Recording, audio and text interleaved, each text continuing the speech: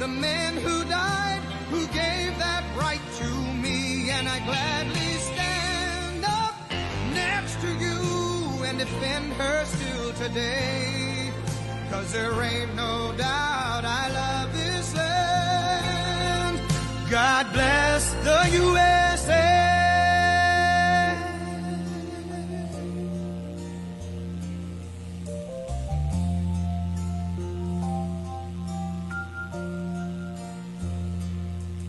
From the lakes of Minnesota to the hills of Tennessee, across the plains of Texas, from sea to shining sea, from Detroit down to Houston and New York to LA. Well, there's pride in every American heart, and it's time we stand and say that I'm proud to be an American, where at least I know I'm free. And gladly stand up next to you and defend her still today. 'Cause there ain't no doubt I love this land. God bless the USA.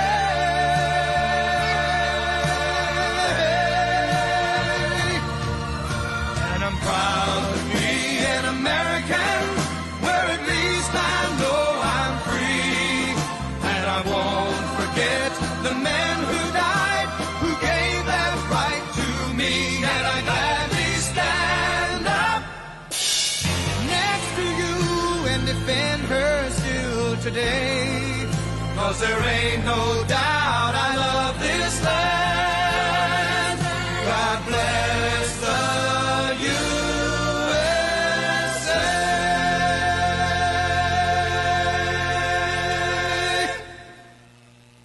Thank you very much. Thank you very much. What a place. I've been here before. We spoke with you before. Who knew it was going to turn out this well, though, really? I told you we're going to do a lot of things. Nobody thought it was going to turn out like this. This has been crazy. But it's a true honor to be back at the Detroit Economic Club with the businessmen and women who are really the economic engine of America. That's what you are. You've become more of that since I've been in a lot more. Factories and plants are going to close, and now they're going 24 hours. I guess that Bill Ford is running his plant, 150 plant, 24 hours a day, round the clock. It wasn't running that way two years ago, I can tell you. But it's the complex that Ford Motor Company so cherishes. It was a pleasure to see that the crown jewel of Detroit auto industry, is what they call it, is still going after 100 years. Can you imagine, over 100 years? I especially want to thank the president of the Detroit Economic Club, Steve Dorian. Where's Steve? Steve? Where's Steve? Hi, Steve. Nice looking man. Nice looking guy. And board chair Sandy Pierce. Thank you very much, Sandy. Thank you very much. And we have some very special people here. We have a man who's doing a fantastic job. I get angry at him every once in a while, but very, very seldom. Because he's got what it takes. Treasury Secretary Scott Bessent. Scott? Hi, Scott. Hi, Scott. What a good guy.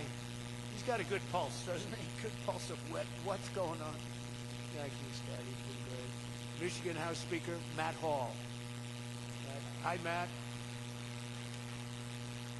We did good in Michigan, Matt. We won the whole thing in Michigan, didn't we, huh? 3 times we won. You know that, right? They didn't give us credit the second time, but we won the second time. But we made the last one, Matt, too big to rig. Right? That's what you got. That's the only way you win races in many cases. I got to tell you, it's too bad. I think they should get voter ID. Wouldn't it be nice? The Democrats are totally against voter ID. Who's against voter ID? How can you even campaign? We are against voter ID. How do you not get voter ID? You know what it means, Matt? And you want to cheat, and they do cheat. It's terrible. Michigan Senate.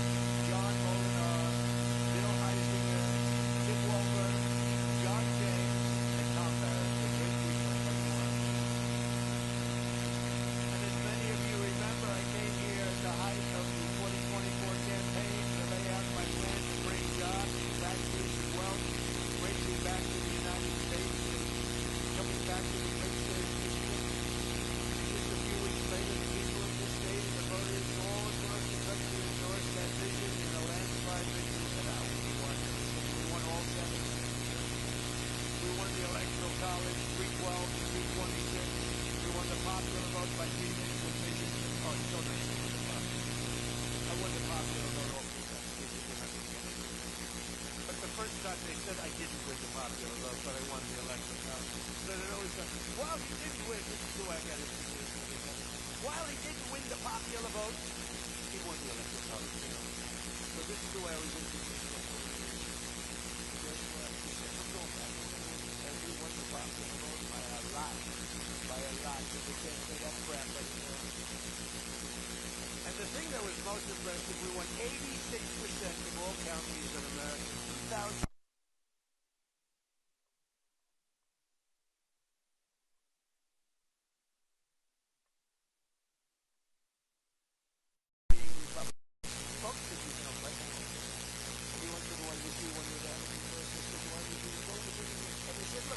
Republican, let's not try and change the voters' minds or things. Just do it that way. And the map is virtually all right. That was about the counties. That was the 2,700, 550, I think is the exact number. Most importantly, we won a historic mandate to make America great again. And that's what we're doing. We're making America great again like never before.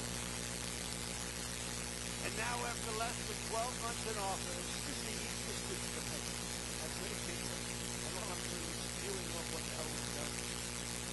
Even Venezuela wasn't too bad, was it, huh?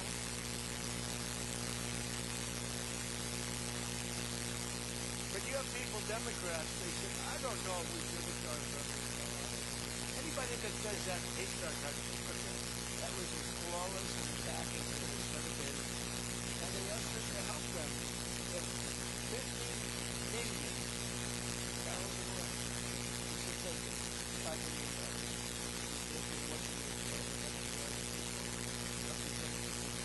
million. But that was an amazing situation. But we did al-Baghdadi, flawless. We did Soleimani, flawless. We did the Iran nuclear which would have been very bad. You wouldn't have peace in the Middle East, flawless. We did them all flawless. I want to keep it going that way, too. I like flawless. Think about Jimmy Carter, the great Jimmy Carter. The helicopters crashing, the hostages all over the place. Remember that one? Think about Sleepy Joe Biden with Afghanistan. What a disaster. The most embarrassing day in the history of our country, in my opinion. Real dope. Now, after less than 12 months in office, I'm back in Michigan to report to you on the strongest and fastest economic turnaround in our country's history. It's really been historic. There's never been, we're not 12 months, we're through 11 months. We've got $18 trillion being invested in our country. The most of any country ever was 3. We're at 18. There's never been anything like this. You are so lucky I allow you into this room to even be with me. I'm kidding. I'm kidding. The fake news will say Donald Trump thinks he's hot stuff. Right now, I'm feeling pretty good, though, I will say. Oh, you're so lucky to be here.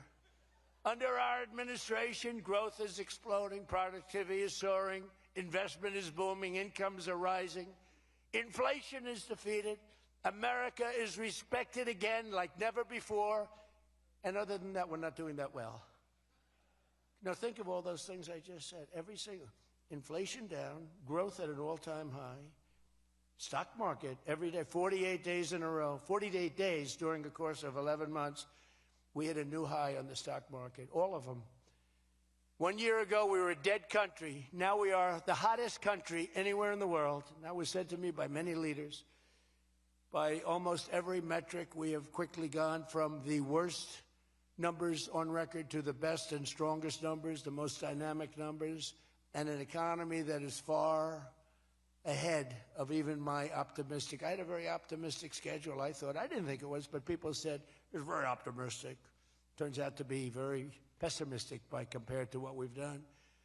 But we'll go down as the greatest in history, greatest first year in history nobody's ever had, just based on the numbers, based only on the numbers, not based on me, based only on the numbers, because, you know, you get these guys like the governor of California likes to say how well he's doing. California's doing horrendously, but he says how well. We base it on numbers. There's never been numbers like this.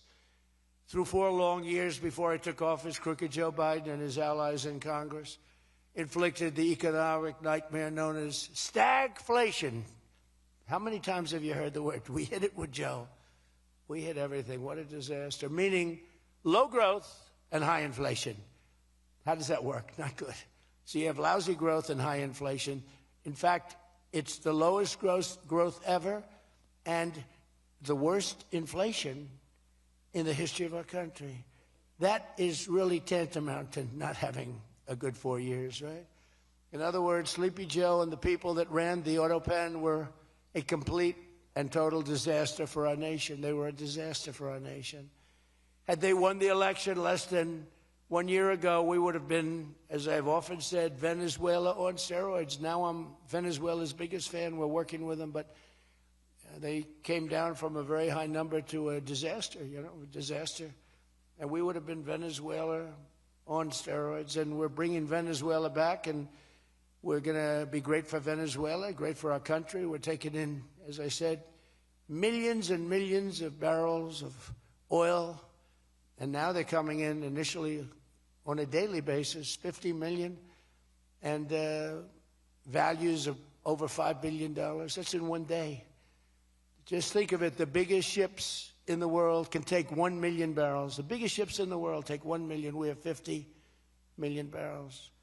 We need 50 of the biggest ships in the world just to get it out. We're bringing it in to be refined.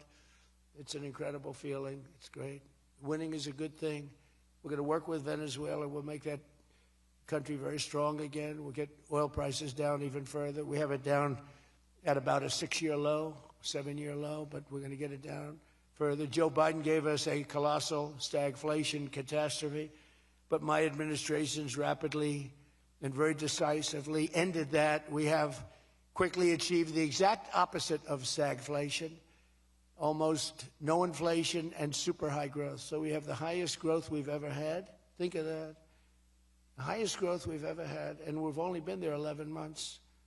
Think of what we can do for the rest of it. But do we have wood around here? I want to knock on a little wood.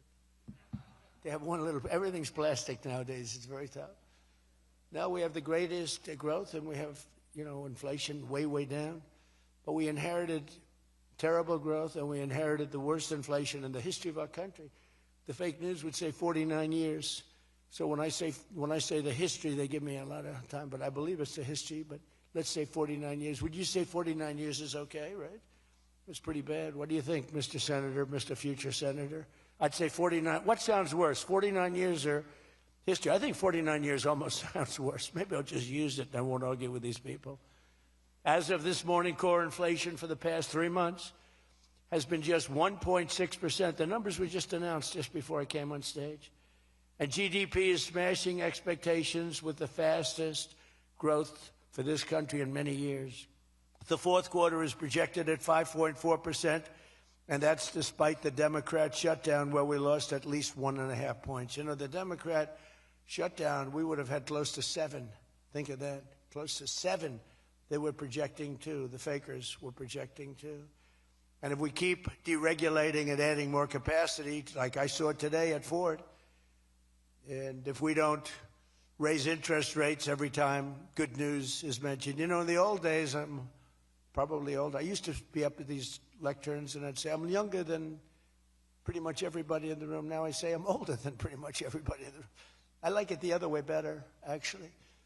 But you're too young. But in the old days, when you had good numbers, interest rates would go down. When you had good numbers, the market would go through the roof. That's the way we're going to make it again. That's the old-fashioned way. That's the right way. Today, if you announce great numbers, they raise interest rates to try and kill it. So you can never really have the kind of rally you should have. What happens and what we want, we're going to have a lot of great months, a lot of great quarters. I want the market to go up. You announce unbelievable numbers and the market goes down because they know you're going to do everything possible. In the Fed, we have a real stiff in the Fed, but that's for another day. But they raise rates. So everyone says, oh, they announced great numbers. It's great, great, great. And the market goes down because they immediately raise rates. No. When the market goes up, they should lower rates. You want to see 20% and 25%? You want to see what we can do? We've got to go back to an old standard. When there's good news, the market should go up, not go down. Does that make sense to everybody? And that's the way it used to be for most of the time. That's the way you make a country great. But our growth potential is unlimited and could be much higher if we went back to sanity. We're not doing it anymore. We're talking about the head of the Fed, and I want somebody that when the market is doing great, interest rates can go down because our country becomes stronger. See, you view it differently. Our country becomes stronger, and therefore interest rates should go down, not up. They kill every rally.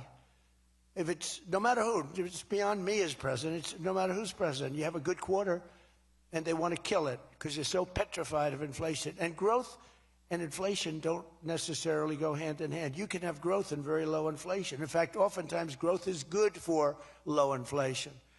So we're going to work on that, Scott, right? I think we're going to work on that very hard. I mean it so strongly, it's sickening. We announce good numbers and we see the stock market drops 300 points. I say, what the hell is going on? Do you agree with me? It should be just the opposite. All right, Scott agrees, so I'm very happy about this. That means if he didn't agree, I wouldn't do it. But we're already growing double, triple, and even quadruple the speed of almost every other major economy on Earth. We're the #1 economy on Earth, too. And the results are in, and the Trump economic boom is officially begun. It's really begun almost from the beginning. It almost begun, if you look at it, really from November 5th. You know, on another metric, just before the election, it was almost impossible to get people to join the military. We had the worst enlistment in the history of our country, the worst. You couldn't get people for the Army, the Navy, the Air Force, the Marines, Space Force, the Coast Guard. You couldn't get people.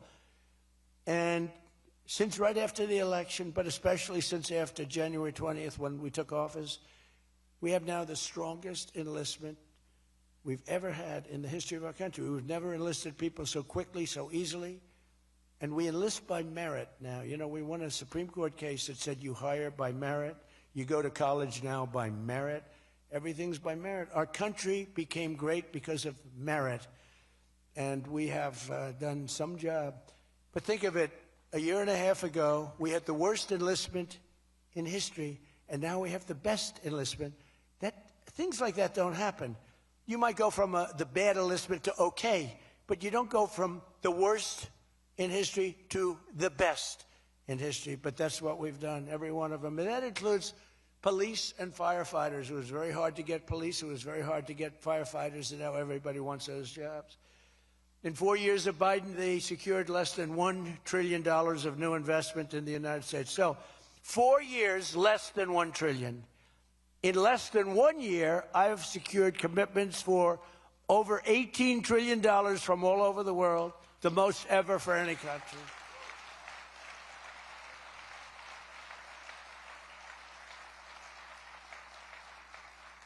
Think of that, though.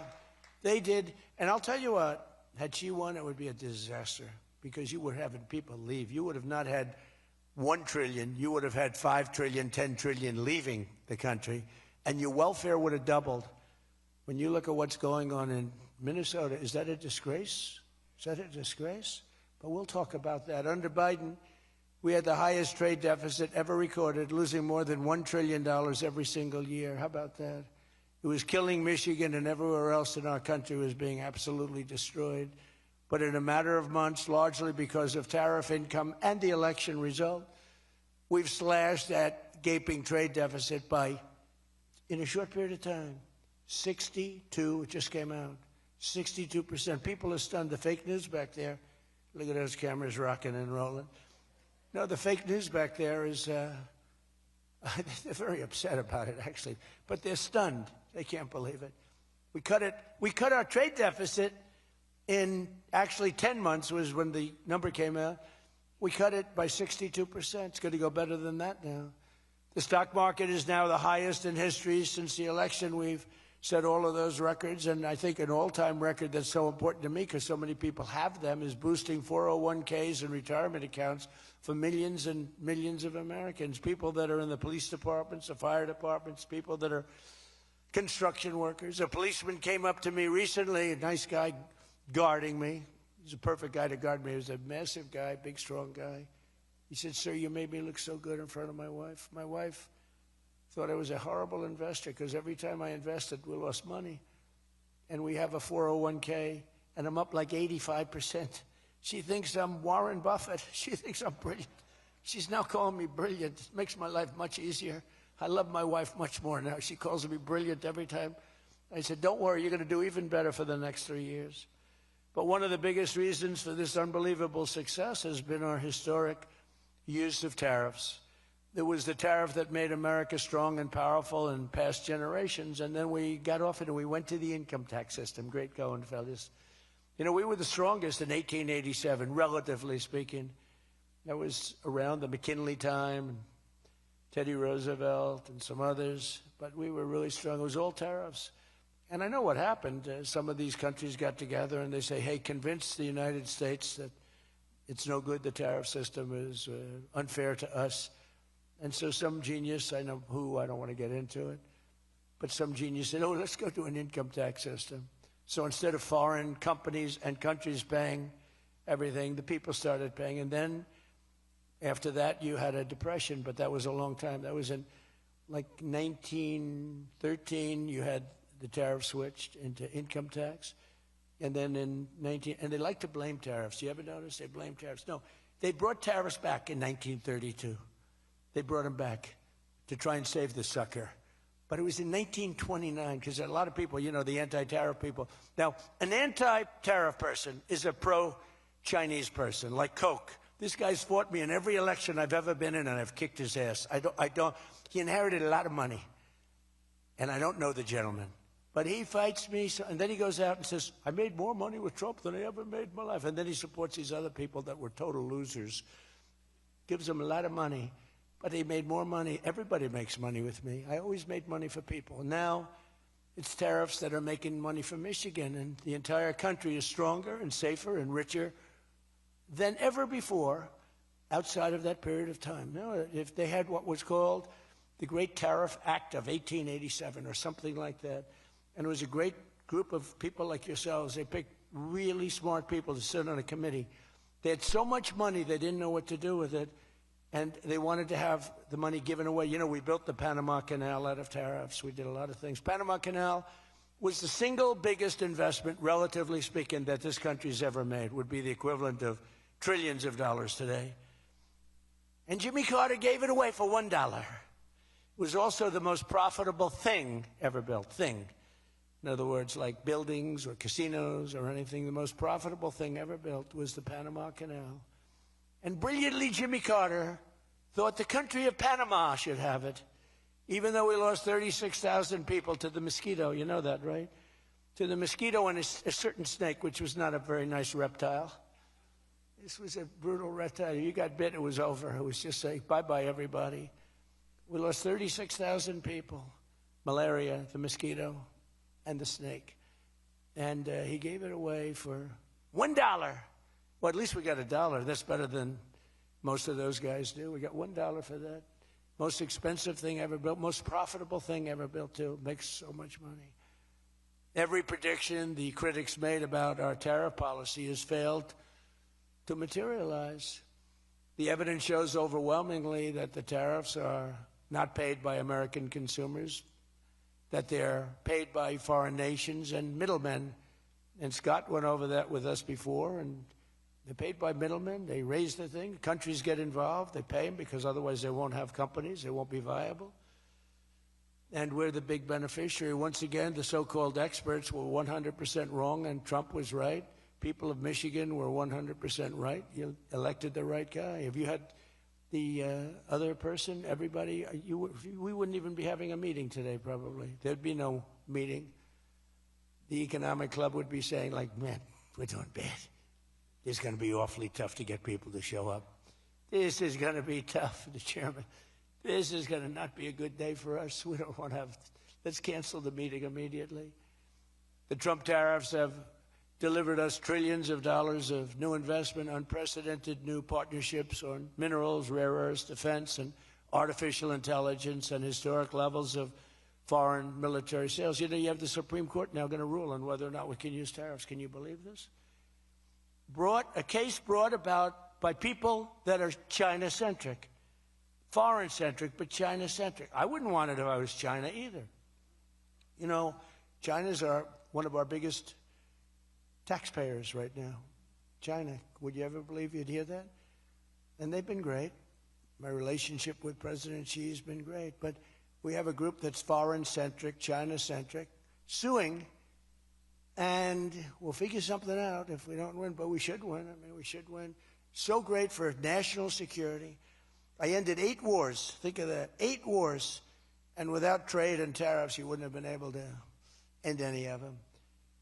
But they've brought hundreds of billions of dollars pouring into the United States Treasury, helped curb inflation, and helped cut the federal budget deficit by a staggering 27%, and that's only for a short period of time. The number's much bigger than that when you add in the full year. And I've told people I got into a lot of trouble because of the fake news back there. I told people, I said, tariff is my favorite word. I said, my favorite word of every word is tariff. I've loved it for 40 years. I came here many years ago. Remember, they said I didn't come here. Then they found out I did. I got an award in Detroit, in Michigan, many years ago, and still have it. They said it never happened. It did happen. Turned out I didn't notice any apology. But all I did was talk about you're losing your car industry. This was long before I ran for politics. They said you're losing. I said, why are you allowing these foreign nations to take your car? You know, you lost 57% of your car industry. The good news is you're getting it back. But I said, why aren't you using tariffs? I've been very consistent, I will tell you that, for years and years. Even as a private businessman, for years I used to, because I get, for whatever reason, a lot of publicity always. I don't know if that's good or bad, but it happens. And I talk about the importance. But I said, recently, I said, tariff is my favorite word in the whole dictionary. There's no word. And I took a lot of heat. They said, what about your wife, your children? What about religion and God? What about Jesus? So I said, all right, it's my 5th favorite word. And since then, I've been fine. They hit me hard, these people, the fake news. They were killing me over tariff. He likes tariff more than his wife, more than religion. He likes tariff more than anything. What a disgrace. So I now call it number 5, and I'm in good shape. That was a rough day. It's my favorite word, and I got killed. Every word, you know, when you go up here, you take a big chance, especially me, because I go off teleprompter about 80% of the time. But isn't it nice to have a president that can go off teleprompter? When you think? Remember the speeches Joe would make? First of all, they'd last a matter of seconds, you know. Thank you very much. You ever notice Joe would always cough before a speech? State of the Union, he gets,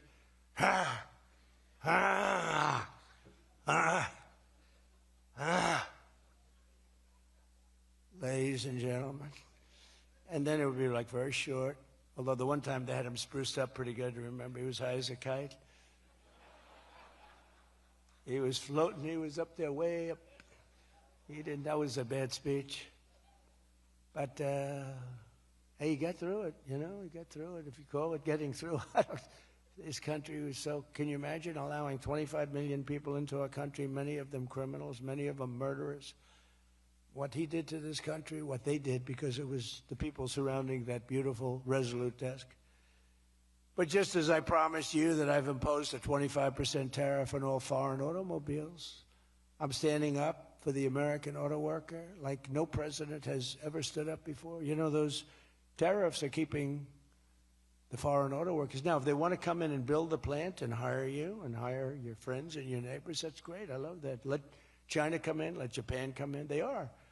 And they'll be building plants, but they're using our labor. U.S. auto factories are now seeing more than $70 billion of new investment. Think of that. They were leaving. They were all going. They were going in the opposite direction. Now they're pouring back. It's the greatest. Nobody's ever seen anything like it. And much of that money is coming right here to the car-making capital of the world, Detroit. You lost, I mean, so many places.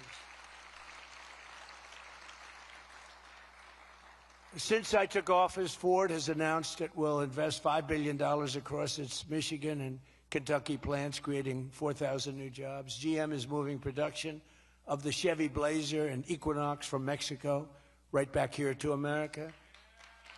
Right? Is my favorite auto worker here by any chance? You know who I'm talking about. What happens? Where's Brian? Brian, oh, I see. He made some cash. He's have to fly. Oh, he's been very disloyal to Detroit. We're going to have to. He is such a great guy, right? Man, that guy fought for me when it wasn't the popular thing to do. He fought for me from day one. Well, you tell him I said hello to him, all right? That guy, he got it. 4 years ago, he got it, right at the beginning. He understood it better than anybody, better than the great economists. They had no clue. And Stellantis is investing $13 billion to expand its U.S.-based manufacturing plant by more than 50%. Stellantis doing a good job.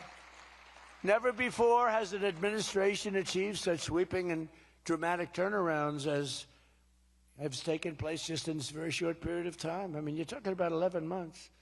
11 months and you have a different business. 11 months and you're booming. I just spoke to an AI guy, and that's booming too. You know, we're leading China in AI by a lot.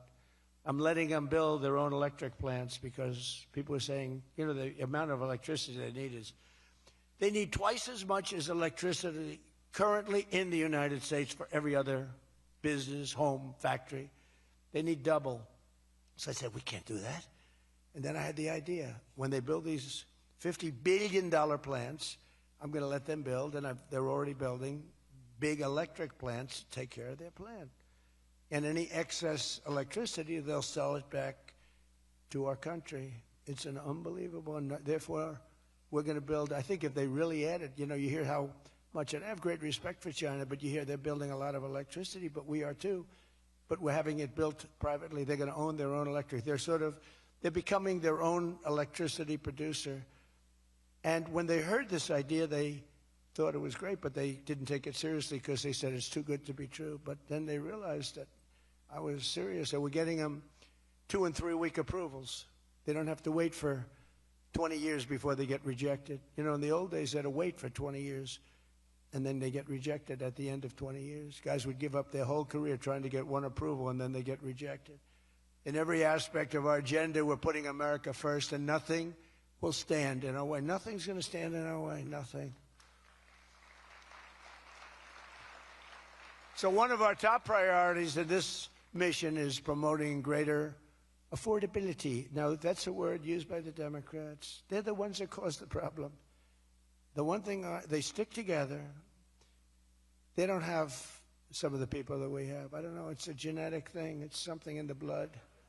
We got some real losers, mostly great. But I wouldn't use the name Romney because I'm in his sort of territory. So I would never use that name. But all right, I'll use it. They don't have a Mitt Romney that votes against everything. They don't have a Rand Paul that votes against everything. I got him elected twice. He was a stone-cold loser. I went to Kentucky where I won by a lot. I did a rally for him. Then I did another rally. He won. Then I went the second time. He won. Then he votes against all the time. It's just crazy. I don't get it. Then you have Lisa Murkowski and you have Susan Collins. Disasters. And you had a gentleman from Indiana that I don't believe it, Todd Young, he voted against. And you'd say, why are you voting against? They can't give you an answer. They're unable to give you an answer. It's like, why are they against the attack on Venezuela? They're against the attack after they found out it was the most successful attack, probably the most talented, most brilliant tactically attack that we've had maybe in 100 years. And they're against it. Why? It's one thing if the attack failed. I'd probably do that too, or change. I'd be in favor. Then if it failed, I'd say, I told them not to do it. That's what they do. But here we have one of the most successful attacks ever, and they find a way to be against it. It's pretty amazing. But it's a shame, and we have some others, but not many. We have a great party, but we have people, the Democrats, whether you like them or not, they stick together like glue. They have horrible policy. Thank God they have horrible policy, because they're smart, they're evil, they're vicious, but they're bad policy. For instance, you could be a genius and try selling men playing in women's sport. You could be a genius, try selling transgender for everybody, open borders, let the world come in, let the world's prison population come into the United States, including all of the murders, 11,888. That's what we're trying to get out of Chicago and Minnesota and these places. So they stick together, which I admire because I'm a very loyal person, but they have horrible policy. Can you imagine if they had good policy? They were on this morning talking all the reasons that men should be playing in women's sports. They had a football guy there, flag football. This guy was like 6'6". He weighed 290 pounds with zero body fat. And they had a few young women. They were the size of his leg. He wouldn't have had to run. He could have just walked. They couldn't have done a thing about it. 10 of them would have to jump on him that wouldn't have had any impact. I don't think he would have been like a fly. It's so ridiculous. It's so demeaning to women. It's so demeaning. Look at the weightlifting records. I mean, the record got beaten by 112 pounds, a record that stood for 18 years.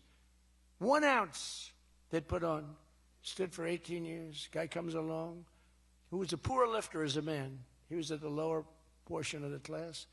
Comes along and broke the record by 112 pounds. Think of that. They've fought for years to beat that record. How about the swimming records?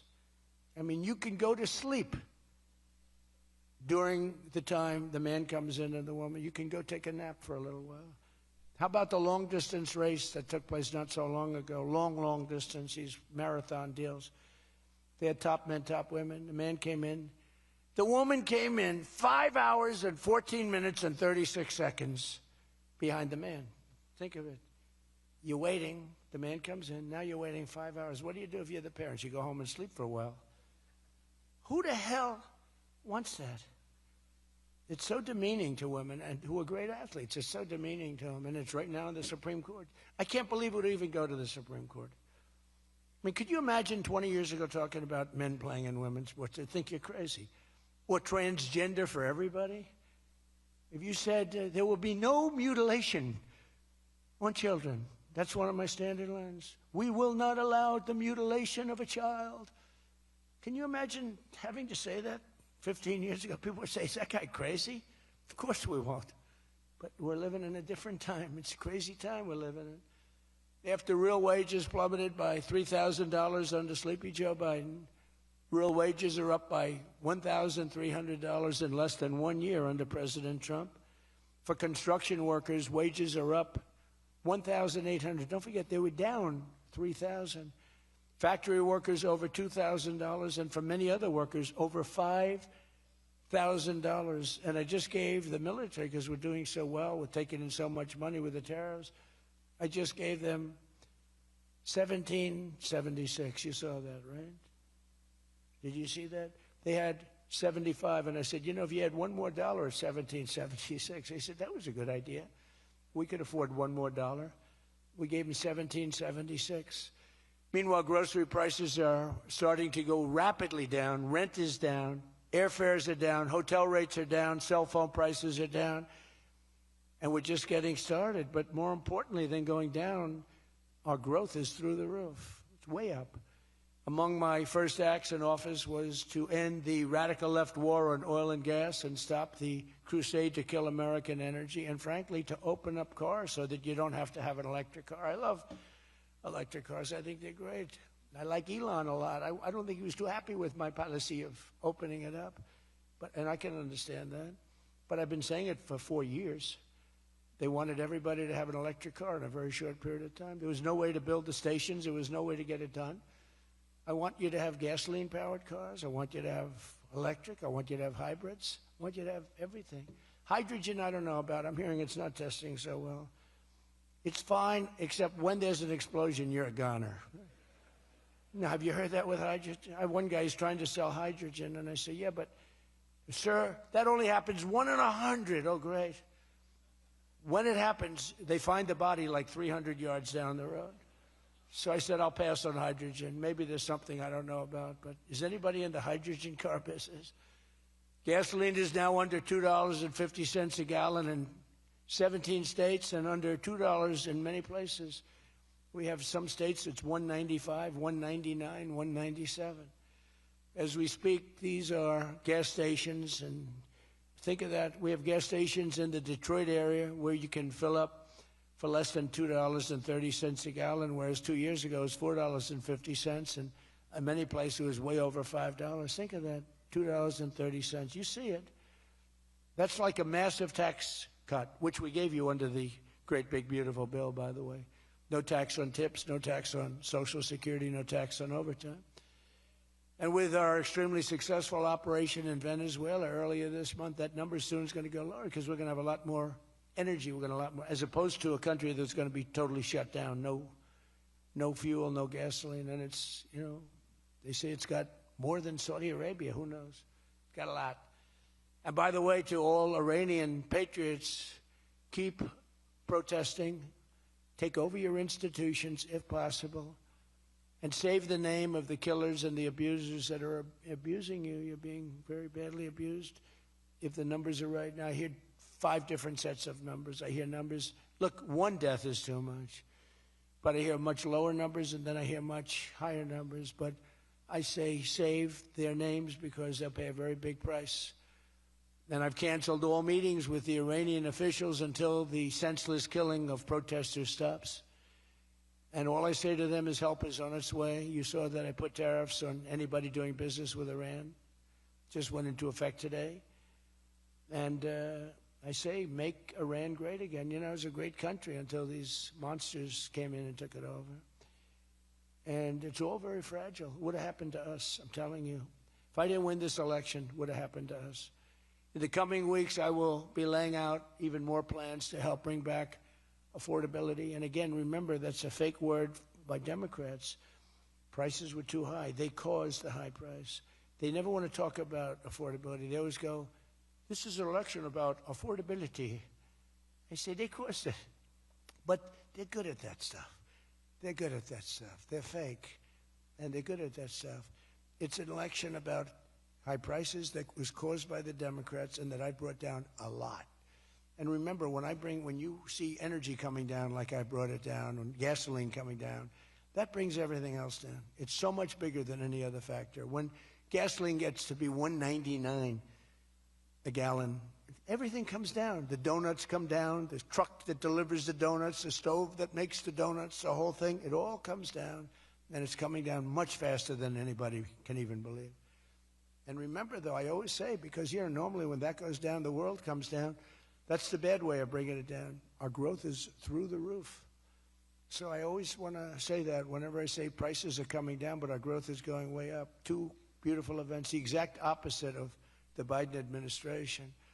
As part of those efforts at Davos, next week I'm going to provide much more detail about our housing policies so that every American who wants to own a home will be able to afford one. We have some great things happening with housing, as you know. You saw the $200 billion buy-in on bonds and mortgages. This will include a ban on large institutional investors buying up single-family homes all over the country and making it impossible for people to buy a home. And I've also announced that the U.S. government is purchasing $200 billion of mortgage bonds to bring down mortgage rates, and it's had a huge impact. It's already started. And just last week, the average 30-year mortgage dropped below 6% for the first time in many years. It's coming down very rapidly, and that's not with the help of the Fed. If I had the help of the Fed, it would be easier. But that jerk will be gone soon. In addition, I proudly called for the credit card companies to cap interest rates at 10% for 1 year because they're getting 28 and 30% and 32%. And it's unfair. The rates are way too high. To provide further relief to hardworking Americans, we'll also be confronting one of the biggest factors in driving up prices, the monstrosity known as the Unaffordable Care Act. You know what that is, right? It's Obamacare. It's a great name, Unaffordable Care Act. Nope. Did anybody ever think of that one before? It's true. It's the Unaffordable Care Act. Obamacare was a gift to make health insurance companies rich at the expense of the American people. In particular, the so-called enhanced premium tax credits were a corrupt payoff to the insurers, whose stock prices went up more than 1,000% after Obamacare was signed. I want the same money I want it to go directly, very simple. I want the money, those big amounts of money paid for by the government, to go directly to the people so they can buy the health care that's right for them. They can negotiate their own deal, health care savings account, but they'll buy their own health care. And everybody loves it. That's why later this week, I'll announce our health care affordability framework that will reduce premiums for millions of lower drug prices, delivering price transparency and demand honesty and accountability from insurance companies all over the country, all over the world, actually. Healthcare costs will come down very fast with my most favored nation executive order. We're doing most favored nation drug prices. When we would have drug prices stay the same, everybody thought it was great. They're going to be coming down thousands of percents. We're standing up to special interests and slashing prescription drug prices by 300, 400, 500, and even 600% and more. I mean, think of that. On that alone, we should win the midterms in a landslide. I'm doing favored nations. The country that pays the lowest price in the world is the price that we're going to pay. And we got that because of tariffs, because I said to the countries they wouldn't approve it. The drug companies were tough, but they were fine. But they said the countries will never do it because you have a pill that sells for $10, you have to sell it for 20 or 30, so you'd have to double or triple the price of their health care there for prescription drugs. Ours would come down from $130 to $20. Theirs would go from 10 to 20, the world being a bigger place. And it was unbelievable, but the countries wouldn't do it, so I called the countries. I said, if you don't do it, then I'm going to put a tariff on you. And the tariff's going to be 20 times more than the cost that you're having to pay for fair health care. And every one of them said, sir, we agree with you 100%. We would be honored to do it. It was really rather amazing. We could never do it. So think of that.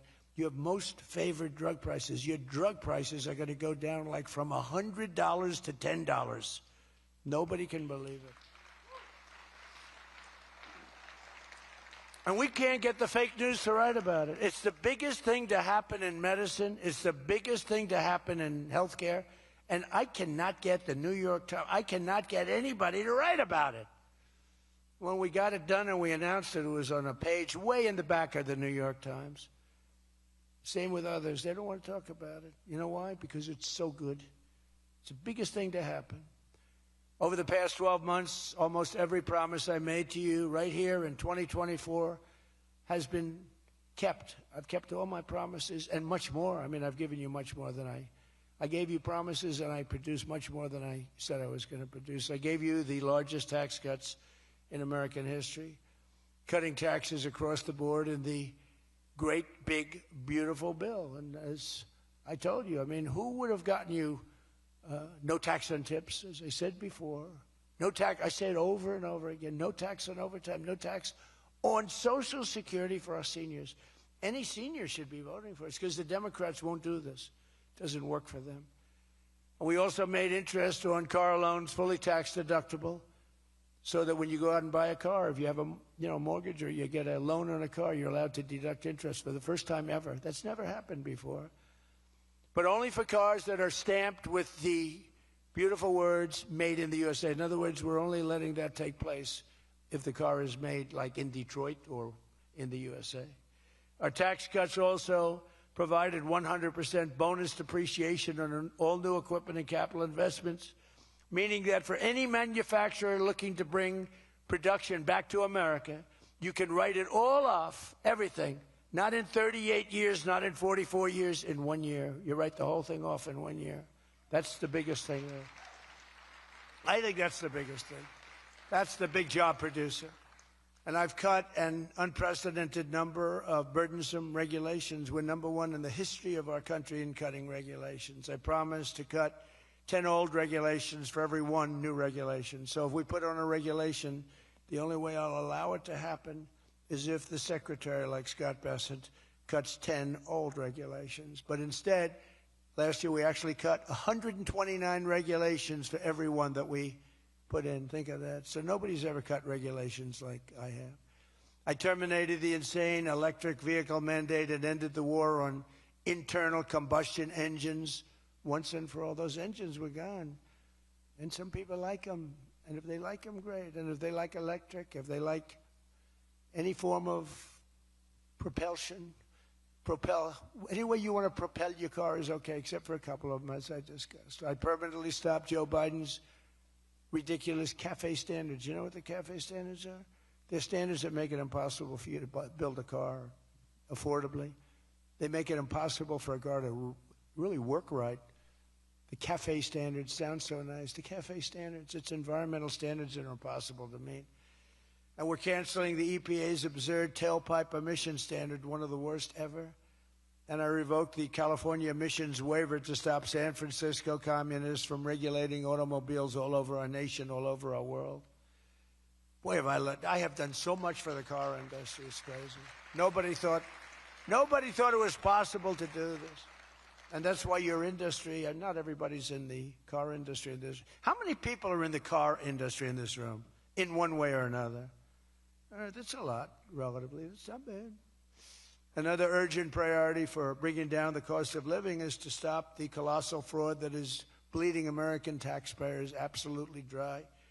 The fraud being committed by the Somali population in Minnesota. Have you heard of them? They're lovely people. Is monumental. And California, Illinois, New York, and others are just as bad. Our country has been losing over $500 billion to fraud every single year, but those days are over. We have the best group you've ever seen assembled going after fraud. In Minnesota, we're cracking down on the Somali scams, ending the brazen and shameless theft of taxpayer dollars. Well, it's going on in Maine, too, with Somalis. You know, and they don't take our ships anymore. You know why?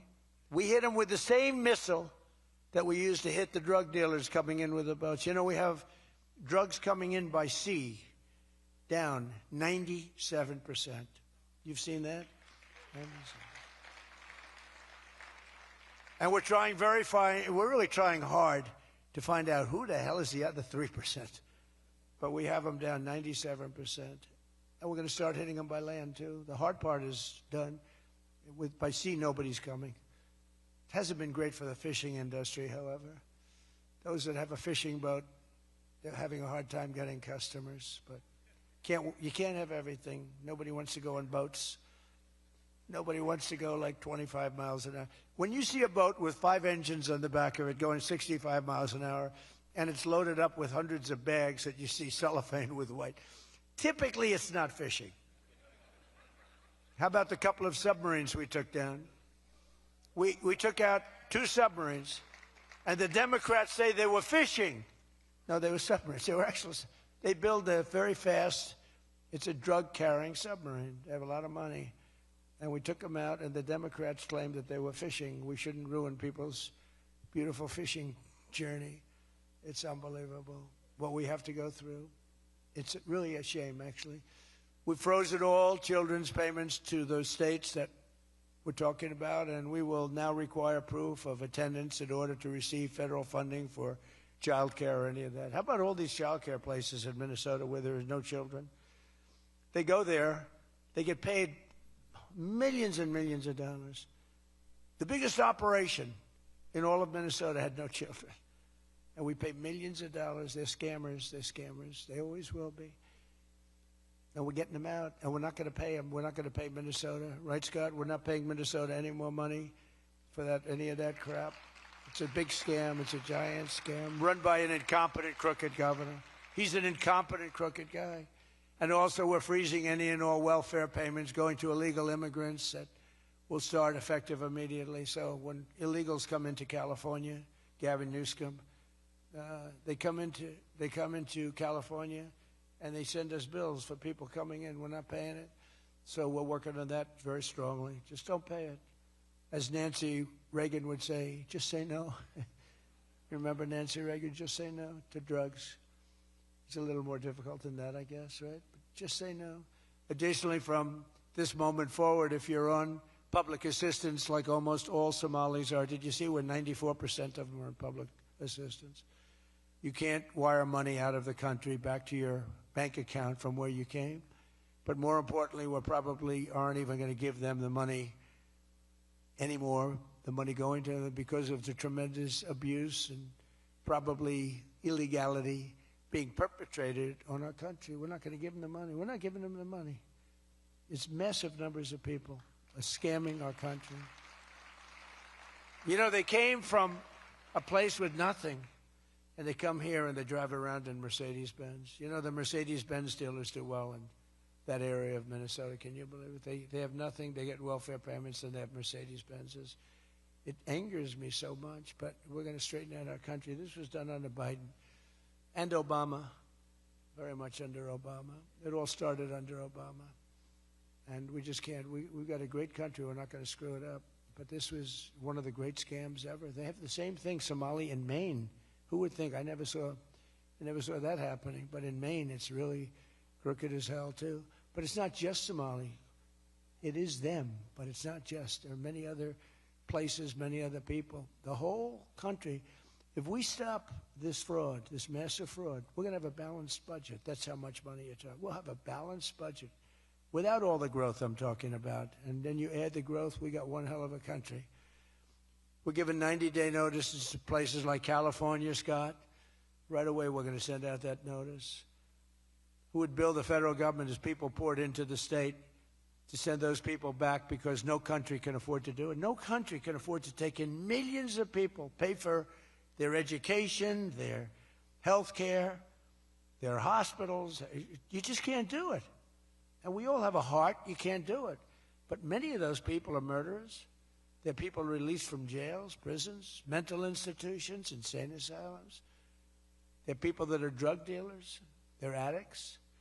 Additionally, starting February 1st, we're not making any payments to sanctuary cities or states having sanctuary cities because they do everything possible to protect criminals at the expense of American citizens, and it breeds fraud and crime and all of the other problems that come. So we're not making any payment to anybody that supports sanctuary cities.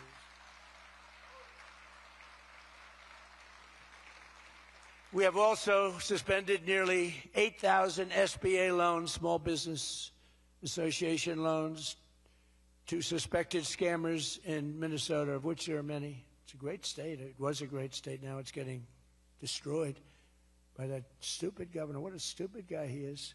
But he's a crook. I mean, he's an incompetent guy, but he's a crook. He allowed this to go. You can't have corruption on a scale that nobody's ever seen before, and you're sitting as a governor and you don't know what's going on. It's impossible, even though he's a stupid guy. We're investigating large-scale visa fraud, and the Department of Justice has already charged nearly 100 people in criminal conspiracies in Minnesota. They're all over the place. Last week, we announced that I'm creating a brand-new division at the Department of Justice, a legal strike force led by a really tough, smart new Attorney General for fraud. He's a fantastic young guy. He's so impassioned to do this properly. We intend to imprison any fraudster, politician, or public official involved in these sick plots to loot and pillage our country. Think of that Ilan Omar. She lives in Somalia. They don't have a government. They don't have a military. They don't have police. They don't have anything. All they have is murder and robbing ships, bringing in ships, pirates. That's stopped. Same missile, ping. That's the end of them. It's amazing how that can stop corruption. Those missiles, they never miss, you know. The same one, exactly the same one. But think of it. She comes from a country with nothing, and she comes here and she tells us about our Constitution. I have a constitutional right to rip off the country. I guess she's a total scam artist. Anybody knows it. How do you let her get away with it? AOC plus 3. She was one of the 3. They're all scammers. They're so bad for our country. They're so bad for our country. Our ICE operation in Minnesota, for example, is finding hundreds of killers, violent predators, and child rapists, some of the worst criminal offenders anywhere in the world, murderers all over the place. All we want to do is get them out. Did you see the pictures that we put up? Hundreds of them. Murderers, wanted for murder, wanted for the worst drug selling. One of them is one of the biggest drug dealers in the world. And vicious, sells bad drugs too. Bad drugs, like if you take a tiny little morsel, your child is dead. And we're getting them. But it's hard to get them because they make it so impossible for you. And you wonder why. Why would they do that? You know, do they want to live with murderers? Do they want to live with these people that are emptied out from prisons? They have a lot of people. One of the reasons I was so angry with Venezuela, they emptied their prisons almost entirely into the United States of America. Tren de Aragua was the gang, one of the worst, probably the most violent gang there is anywhere in the world, they say. We're getting them out. We've got a lot of them out already, but we're getting them out. We're also going to revoke the citizenship of any naturalized immigrant from Somalia or anywhere else who is convicted of defrauding our citizens. We're going to get them the hell out of here fast. And if you come to America to rob Americans, we're throwing you in jail and we're sending you back to the place from where you came. We're throwing you right in jail. And they know it, too. And one of the reasons they're doing these fake riots, I mean, they're just terrible. I mean, you see it's so fake. Shame, shame, shame. You see the woman. That's all practice. They go practice. They go to areas, they take hotel rooms, and they all practice together. It's a whole scam. We're finding out who's funding all this stuff, too. We pretty much know. But in conclusion, as we liberate our country from this cultural scourge and the plague of corruption and fraud, we'll rediscover the natural energy and native spirit that truly makes America great again, like we're doing with Detroit and Michigan. If we get rid of fraud and do our job properly on the trillions that are being extorted out of our country from corrupt and incompetent governors like Gavin Newsom, J.B. Pritzker, and Tim Walz, we will very soon have a balanced budget, and that's the kind of money that we're talking about. We're talking about massive amounts of money. Our country wasn't built by people who tried to lie and cheat and scam their way to success. It was built by legends like Henry Ford, Henry Dow, Thomas Edison, the Kellogg brothers, Alfred P. Sloan, the founder of General Motors, men who lifted up American workers and strengthened our nation beyond even belief. And we're doing the same exact thing right now. I think we're doing it even better. This is the fierce spirit of patriotic free enterprise that we're now unleashing once again. We are unleashing it like maybe never before. Together we have turned the page forever on the failed left-wing model that makes our America poor, desolate, and makes people feel sorry for us. That's what we had. We had a country where our leader was laughed at and our country was scorned. We had a country that was laughed at. They laughed at us. 2 years ago, they laughed at us. They thought we were fools. They thought we were stupid people. Now we're seeing that they're not the smart ones. We are. But we have a great America, and we're going to enrich it. And foreign nations, foreign migrants, criminal fraudsters, and corrupt politicians are not going to play a role anymore. They're going to be in jail. Under the Trump administration, we're reclaiming America's dignity, rebuilding America's wealth, and we're putting the productive, hardworking American citizen at the center of every single thing that we do. They were the ones that built America, and they will build it up again, and that's what they're doing at levels nobody thought was possible. So today, after less than 1 year, our border is secure. Remember, they talked about the border, how bad? In 3 weeks, I didn't go to Congress. I said, secure our border. And they did. Remember Biden, he said, I have to get approval from Congress. Had nothing to do with Congress, had to do with respect. Our spirit is restored. Inflation is stopped. Wages are up. Prices are down. Our economy is booming like I think you'll see soon, like never before. Our military is strong and unprecedented. I rebuilt our military in my first term. Our workers are thriving, and our auto industry is returning to the country where we all began and where it all began, and frankly, a country that we love. The United States is winning again, and we're rapidly making America and the great state of Michigan greater and more prosperous than ever before. I want to again thank the Detroit Economic Club. You do a fantastic job, so respected. God bless you, and God bless America. Thank you very much, everybody. Thank you.